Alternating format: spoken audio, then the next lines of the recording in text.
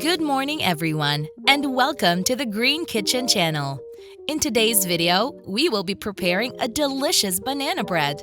It's really simple to make and requires only a few ingredients that many of us probably already have at home. Let's start by taking a large bowl and begin with the main ingredient, the bananas. It's ideal to have ripe bananas, but not overly ripe. This is how they should look. Now, peel our 3 medium-sized bananas and break them apart with our hands.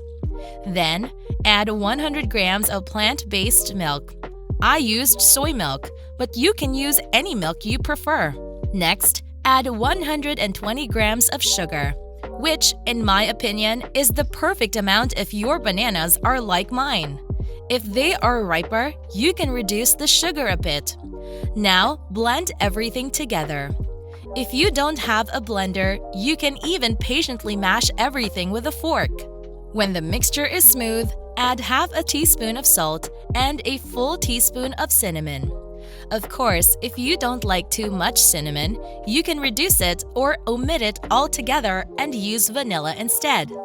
Then, add 220 grams of whole wheat flour. But you can use any flour because the bananas act as a binder. In other words, use whatever flour you have at home. Finally, add 16 grams of baking powder. I used baking powder for cakes. Lastly, if desired, we can add an entirely optional ingredient, almonds. You can also replace them with chocolate, walnuts, or omit them altogether. Whatever you like will work just fine.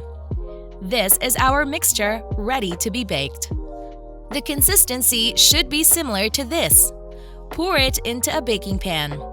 I lined mine with parchment paper for convenience. Decorate it as you prefer.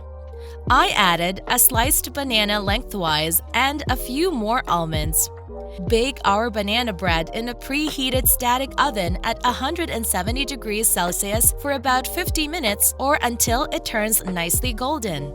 And there it is! It's ready once it's golden, soft, and fragrant. This banana bread can be easily frozen. If it is already sliced, it can be stored for up to 3 to 4 days in an airtight container. Well, that's all for today. As always, I hope you enjoyed this recipe and found it useful. If you liked this video, please leave a like, a comment, and if you haven't already, please subscribe to the channel by clicking the subscribe button below. Follow Green Kitchen on Instagram, Facebook, and TikTok. Thank you for watching this video. We'll see you again here soon on the Green Kitchen channel in the next video.